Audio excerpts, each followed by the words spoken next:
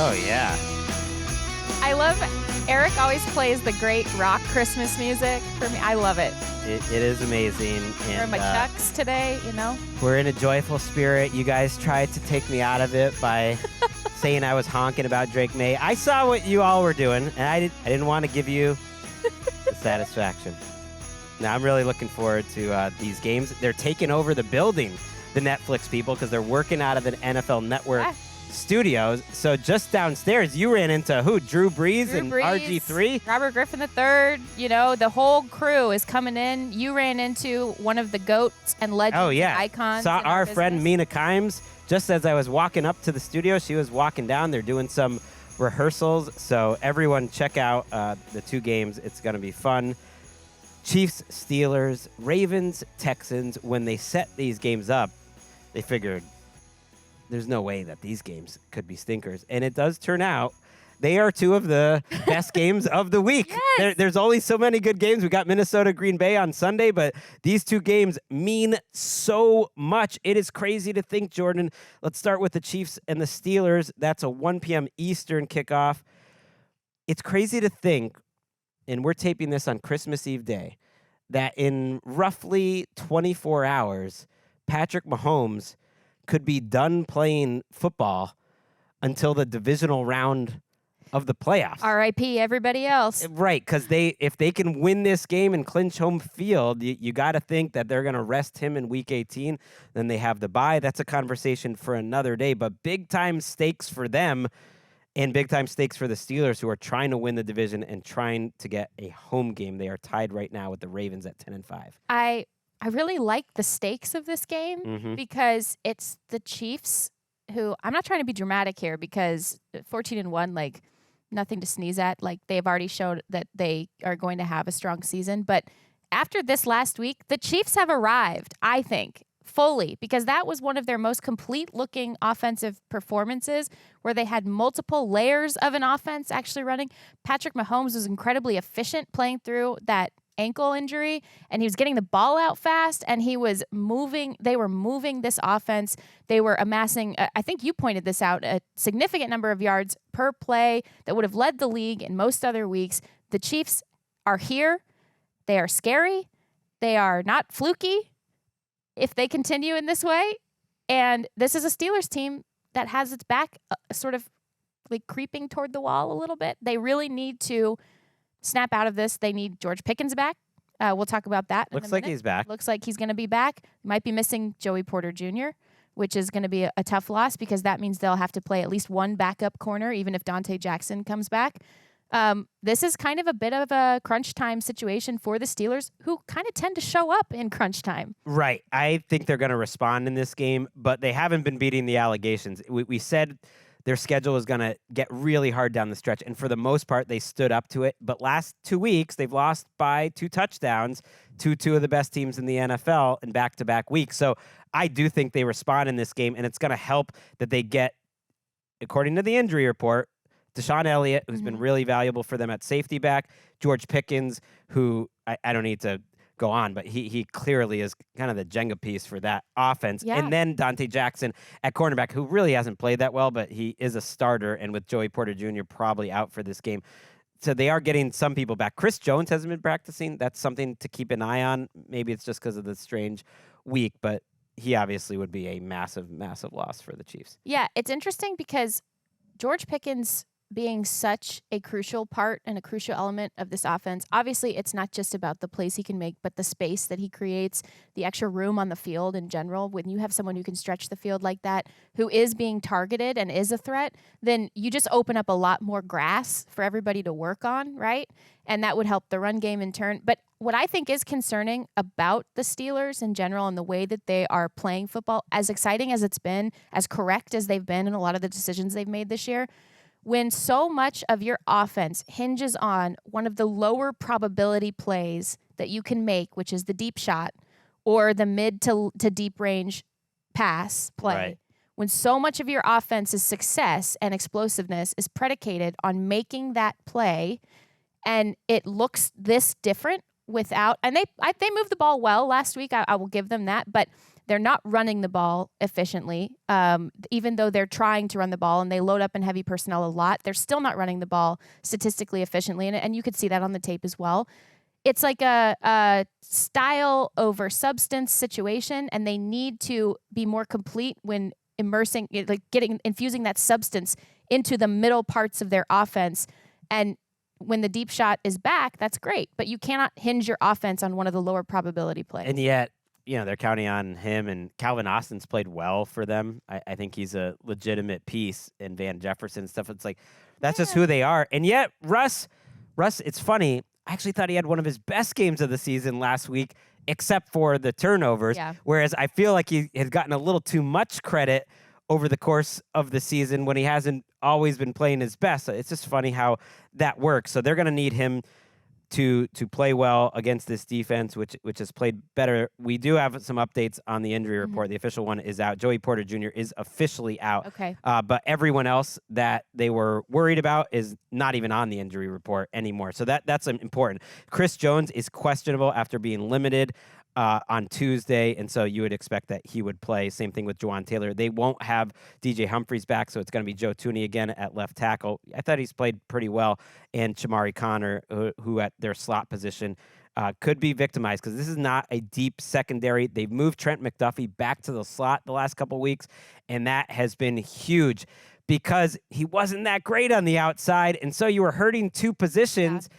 And now at least you have an all-pro slot defender, and you're just better because of that. So, well, they use that logic when they move Joe Thuney too. They're technically hurting their interior a bit by moving Joe Thuney, but now that one makes more sense to me. Exactly. But now it's the same logical application. They're now, even though they're weakening one element of they're putting a very an A++ player at a position that desperately needs it. Now, the same thing in moving him back to the slot, that is absolutely an A++ player playing at an A+ position. Now, I know it's not Joe Thuney's natural position to play at left tackle, but you're still putting an A++ player at a crucial position of need in, late December, and I think that is a logical thing. He's done it before, too. He did it with the Patriots and did it well, and he's got the toughest matchup possible, and that's how the Steelers win. I think the Steelers cover. They're 3.5-point underdogs in this game, or 3 either way. I like the Steelers there. I think the Steelers might win this game. I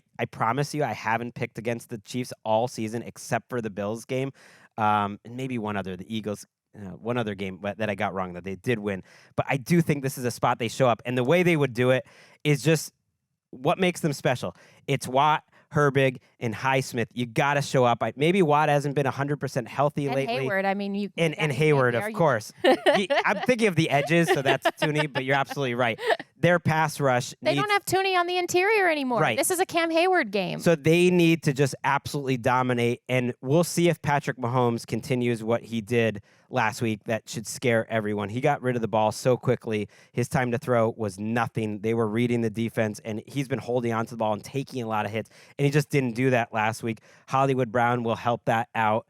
Xavier Worthy's been a little more comfortable. Does Hollywood's role continue to increase? But yeah, to me, it's one of those games where one side has Chris Jones and has some great defensive players, but sometimes it's not about the X's and O's, and it's just if Watt, Herbig, and Highsmith and Hayward, which is one of the best pass rush groups we've seen in a long time, can just show up and they all play their absolute best, I think they end up winning this game. It's going to be interesting because, to your point, Hollywood Brown and Xavier Worthy, they have sort of become like the three-point shooters in this offense where they're making these explosive plays. They're making these low probability but high reward plays down the field.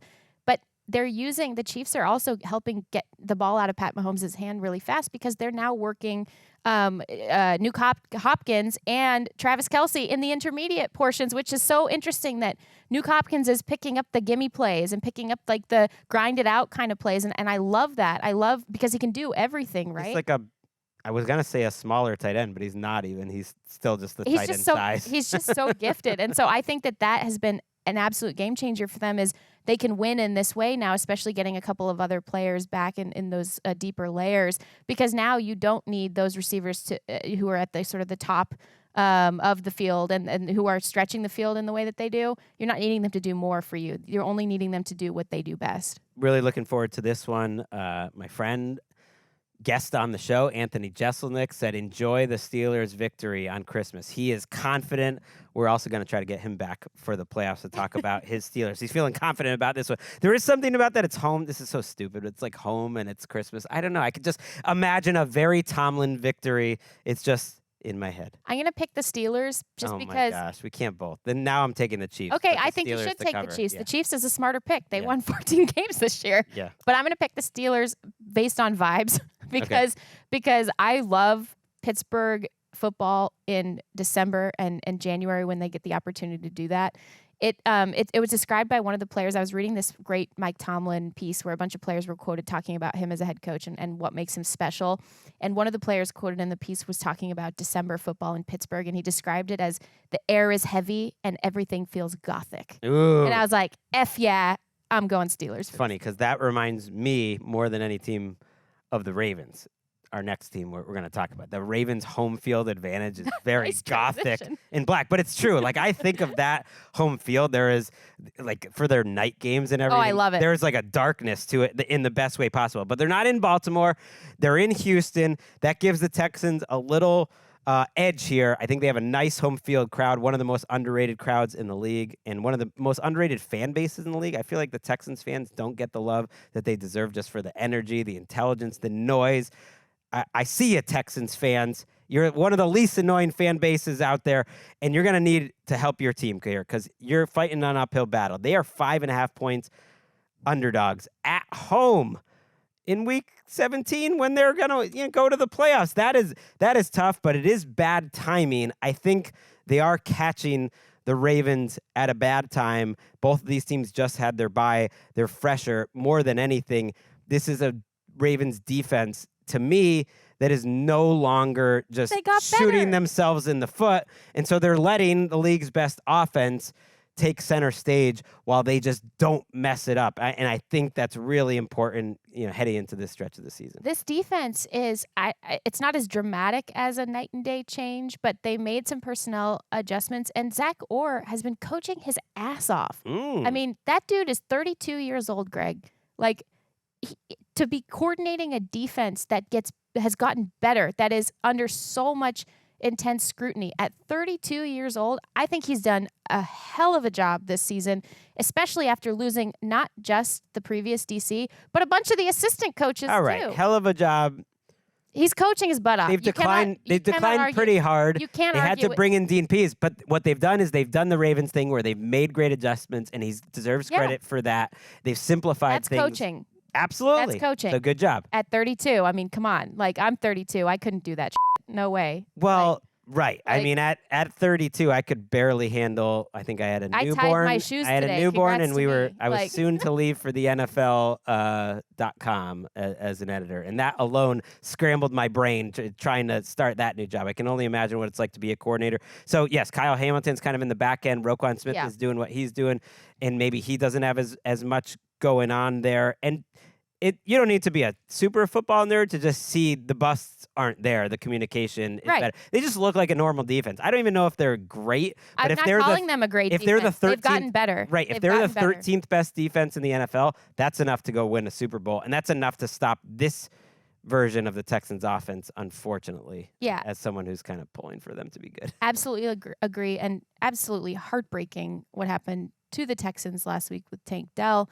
That's going to be felt in so many ways, even more so than on the field. That's going to be really, really hard for them to overcome. They've already had to overcome issues with the offensive line. CJ Stroud just getting rattled on certain plays and against certain pressure that just is constant. And now he doesn't have one of his favorite players as an outlet and one of his dear friends on the field as well. It's absolutely heartbreaking. And I think that's going to be significant for them down this. I mean, it is something that they're going to have to overcome. I don't know necessarily how they do it because and he was playing his best football, Tank Dell, of the year. Now, I will say, scientists and our top analysts in the NFL are working overtime this week, trying to quantify a thing that some are calling the Beyonce bump. Oh, wow. Okay. So in Houston, Beyonce is going to be on the scene in Houston. She will be in the building, yes. Yes. It's going to be very distracting, I feel like, for the And players. so I feel like just her aura, her presence just lifts everybody. I don't think that's worth the negative spread. I think that she at least gives them a field goal advantage, if not a touchdown. You know, I feel like the Beyonce, but scientists are working on it. I can't specifically I love say. that. Lamar said he's going to watch. technology. He's going to watch. He's going to come out and watch. So he's already distracted. So that's a help. I mean, her aura and her excellence, right? I just feel like that's enough to. Houston's own, you got to give a little bump here. Now, they do have special things about them. I could have chosen Joe Mixon for how he runs for what gives me joy. I think he leads the league in a little-known stat, which is runs hard plus his cuts make me gasp composite.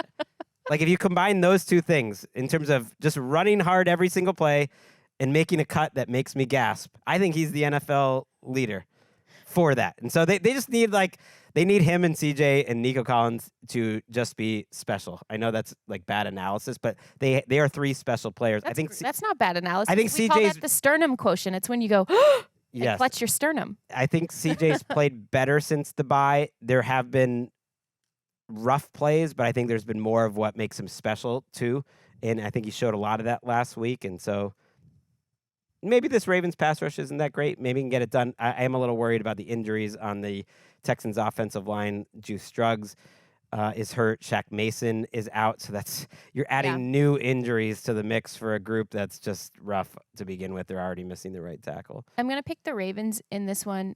First of all, it goes without saying, but should be repeated often. Lamar is playing just otherworldly football, and especially very consistently. You know, he had a couple of games where he maybe didn't look totally like the Lamar that we've seen throughout most of the year, but overall been absolutely excellent. I love that he has some island games. I think this time of year, especially as the MVP conversation continues, I love that he's getting a couple of island games. I think he has the opportunity and the potential to do something even more historic than the historic thing that he did last year. And a lot of his advanced Which is what? Win a third MVP? And a lot of his advanced statistics are continuing to ascend and continuing to even be better than years previously. And so I think that this getting him in front of a lot of people is important if he can continue to meet that bar. And the Ravens in general are an absolute wagon. I mean, they just and again, like you said, I'm not crowning them as a great defense. I think that they've coached their butts off and they have made adjustments, and that is what good coaches do, and that is why they've improved. And they're playing hard for that coaching staff as well. And so I think that if you can at least be a middle-of-the-pack defense and your offense is capable of lifting you to extraordinary heights as they've done all season long, then this team is just going to be incredibly dangerous, and I think they continue to roll because they have been rolling, but they especially continue to roll into this time of the year that is so important to have that inertia. I hope it doesn't happen, but I think they cover the 5.5 points. Jimmy Ward out for the season. Aziz Al-Shair, their defense is totally different without him. He can return from his suspension next week. Zay Flowers, a little banged up coming into this one. Justice Hill, probably not going to play, or he's definitely not going to play. And we'll see. I hope you're right about the MVP thing is tricky because it is. The discourse is just going to annoy me, but this is one of the better quarterback seasons I've ever seen from Lamar Jackson, and Josh Allen isn't far off, and I'm hoping it isn't an annoying debate. I think Josh Allen will win it if he keeps it going, but it reminds me a little bit of 2004, which a lot of people think was the greatest quarterback season of all time by Peyton Manning, and I would rank Dante Culpepper's 2004 at least in the top 5 quarterback seasons of my lifetime. And I don't, it's weird. If you were there, you remember it. And yet he didn't get the award because he was in the same year as Peyton Manning having that award. And that's what I feel like is going to happen, maybe a little less, but to either Josh Allen or Lamar Jackson this year. It's unfortunate.